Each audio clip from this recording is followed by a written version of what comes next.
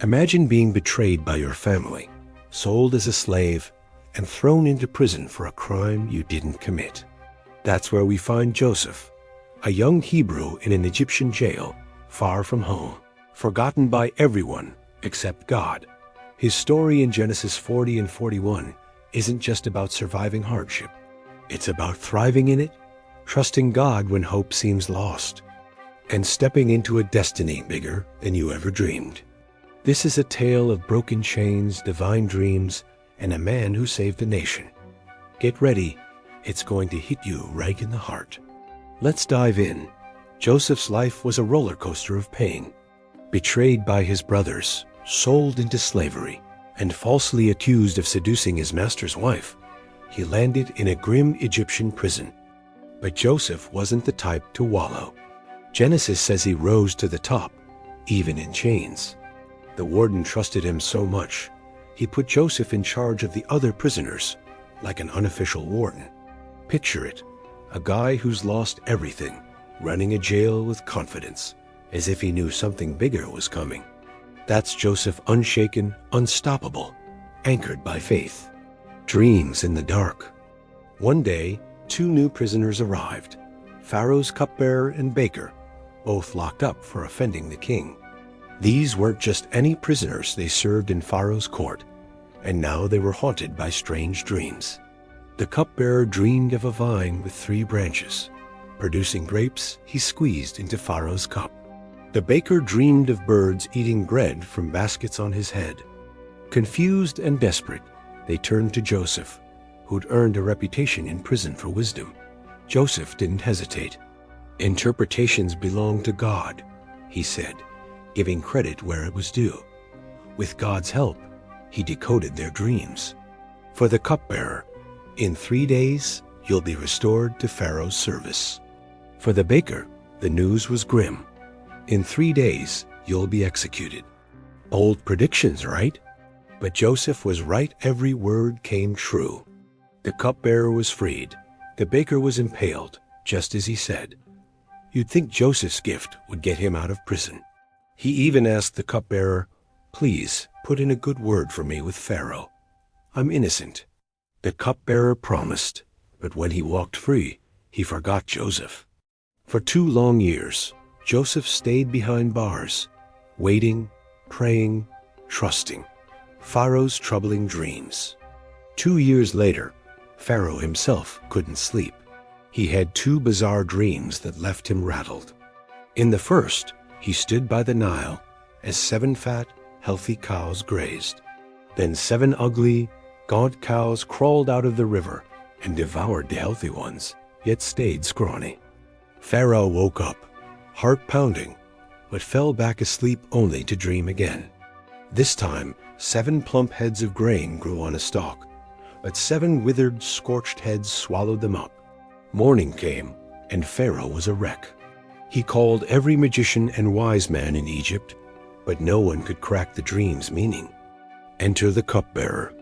Finally remembering Joseph, he told Pharaoh, "There was this Hebrew in prison with me.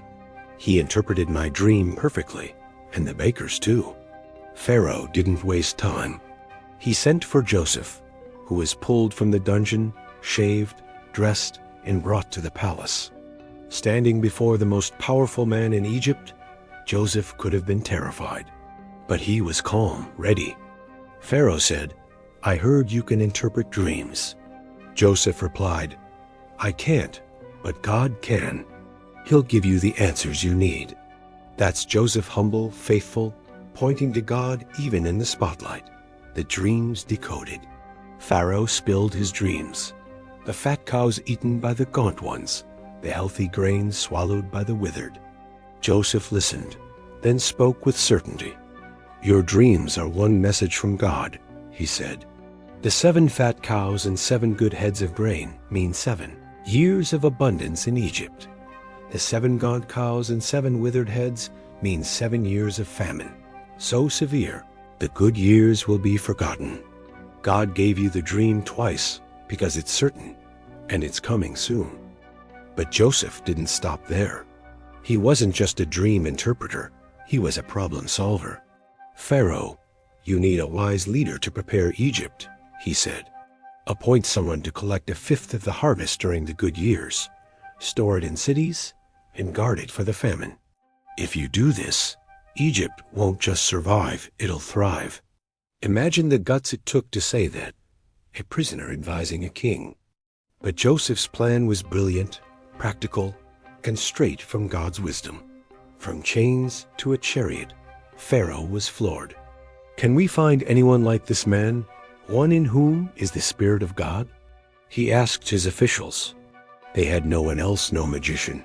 No advisor could match Joseph's wisdom. So Pharaoh made a jaw-dropping decision. "You're the one," he told Joseph. "You'll be in charge of my palace, my people, my land. Only I, as Pharaoh, will outrank you." In one moment, Joseph went from a prison cell to second in command of Egypt. Pharaoh gave him a signet ring, fine robes, a gold chain, and a chariot to ride as his deputy. Crowds shouted, "Make way," as Joseph rolled through the streets. At 37, after years of betrayal and pain, Joseph was free and powerful. Pharaoh even gave him a new name, Zaphenath-Paneah, meaning seer of dreams or savior, and a wife, Asenath, daughter of a priest. Joseph's life transformed overnight, but he didn't flinch. He'd walked through fire sold by his brothers, enslaved, imprisoned, and stayed faithful. Now, God was lifting him up. Believers see a lesson here. Patience and trust in God can turn your darkest days into your greatest victories. Pharaoh could have used Joseph and tossed him back in jail, but instead he honored him, proving even a pagan king could see God's hand on Joseph's life, saving a nation. Joseph got to work. For 7 years, Egypt's fields overflowed with crops, and Joseph stored a fifth of every harvest, piling grain like the sand of the sea, too much to count. He built storehouses in every city, preparing for the famine he knew was coming. During this time, Asenath gave him 2 sons, Manasseh, meaning God has made me forget my trouble, and Ephraim, God has made me fruitful in the land of my suffering. Those names tell you everything Joseph saw God's hand in his pain and his blessings. When the 7 years of abundance ended, the famine hit, just as Joseph predicted. It wasn't just Egypt, every land around suffered. But Egypt was ready, thanks to Joseph. When the people cried to Pharaoh for food, he pointed them to Joseph, trusting him completely. Joseph opened the storehouses, selling grain to Egyptians and even foreigners who came from far-off lands. His plan didn't just save Egypt, it fed the world.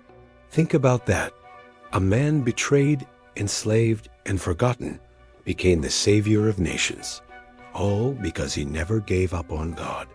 What Joseph's story means for us. Joseph's story isn't just ancient history. It's a lifeline for anyone feeling stuck, betrayed, or forgotten. He was sold by his brothers, accused by a liar, and left in a cell for years. But he never lost hope. He didn't curse the cupbearer for forgetting him or boast when Pharaoh called. He gave God the glory, trusted his timing, and turned every setback into a setup for something greater. That's the kind of faith that moves mountains or saves nations. Maybe you're in your own prison right now, not behind bars, but trapped by circumstances, grief, failure, rejection. Joseph's story says, hold on. God sees you. He's working, even when you can't see it. The cupbearer forgot Joseph, but God didn't.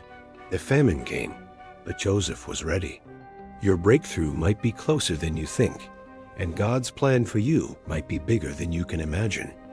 Your turn to dream. What part of Joseph's story hits you hardest? Are you inspired by his resilience, his humility, or the way God turned his pain into purpose? Drop a comment below. I want to hear how this story speaks to you.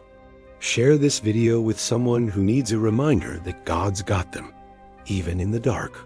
Hit that like button if Joseph's faith fires you up, and subscribe for more biblical stories that show God's power in real, messy lives. Joseph went from a pit to a palace because he trusted God. What's God preparing you for? Let's keep exploring his story together.